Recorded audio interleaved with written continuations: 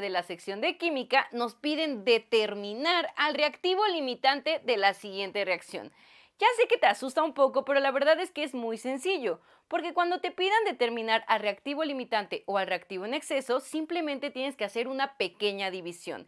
Es muy sencillo. Bueno, yo creo que lo un poco difícil va a ser la división, pero no te preocupes, toda la parte de química está muy fácil. El primer paso siempre es verificar que la reacción que nos den esté balanceada, es decir, que tenga los coeficientes correctos para que tenga la misma cantidad de elementos en los reactivos y en los productos. Recuerda que los reactivos son los compuestos que están antes de la flechita y los compuestos que están después de la flechita son los productos. Si te das cuenta, en los reactivos tengo un zinc y en los productos nada más tengo un zinc. Está balanceado. Vamos a checar a los azufres, solamente tengo uno y en los productos únicamente uno, por lo tanto esta reacción sí me sirve. En caso de que no estuviera balanceada, el primer paso siempre será balancearla, si no, no tendrás la respuesta correcta. Ahora, los reactivos quedamos que son los compuestos antes de la flechita. Aquí en la pregunta nos dicen que son 7.36 gramos de zinc y 6.45 gramos de azufre. Hay que determinar cuál de los dos es el reactivo limitante. Pero, ¿qué es esto del reactivo limitante? Muy sencillo. Esta sustancia o este compuesto siempre es el que está en menor cantidad.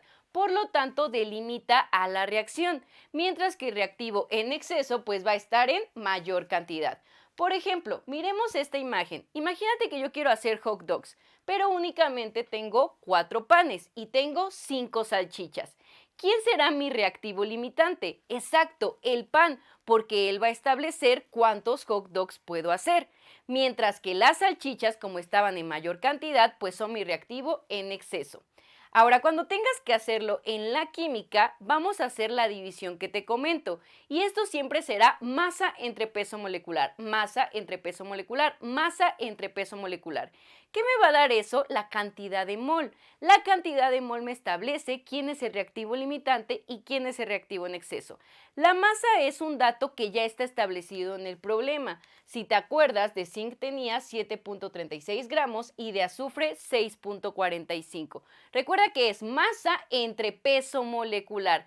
Este dato lo podemos sacar. El peso molecular es el peso total de todo el compuesto. Recuerda que en la química seguimos usando la palabra peso de manera coloquial, pero bueno, tú ya sabes que en realidad es masa.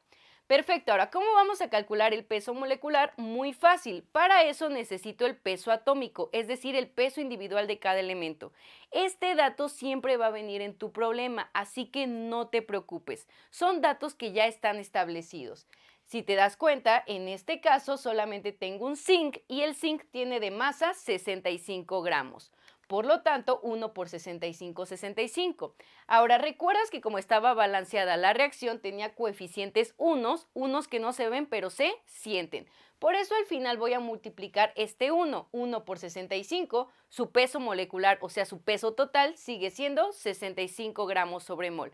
Vamos con el azufre. También únicamente tengo 1 y su masa individual es de 32. Por lo tanto, 1 por 32 pues me va a dar 32. Si te das cuenta, su coeficiente también es 1. Por eso es 1 por 32 me va a dar 32 gramos sobre mol. Ya tengo el segundo dato que necesito, el peso molecular. Lo voy a colocar, mira, 65 y 32. Ahora sí, voy a hacer la división que necesito. Recuerda que este dato me va a establecer quién es el reactivo limitante y quién es el reactivo en exceso.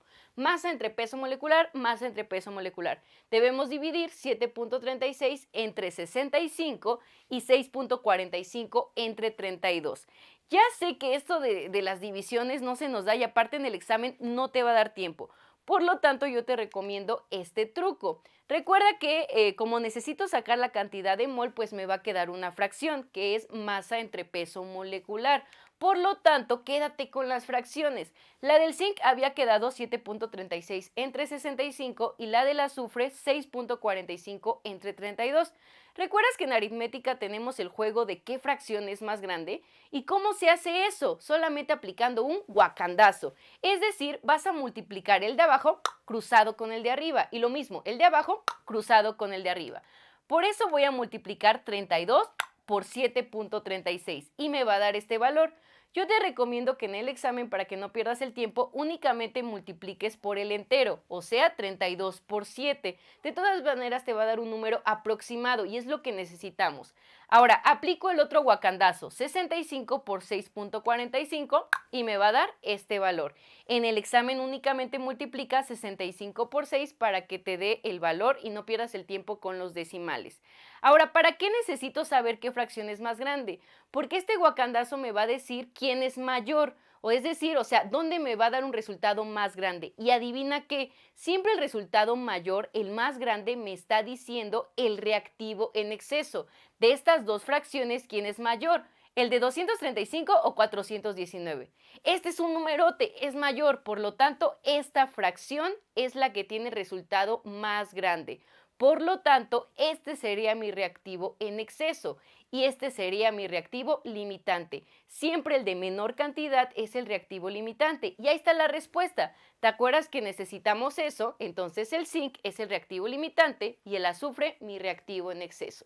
Si yo regreso a la pregunta, me dice que entre las opciones elija el reactivo limitante. Y habíamos quedado que era el zinc. El zinc está solito, no tiene ningún otro elemento pegado. Por lo tanto, la respuesta correcta es el inciso A.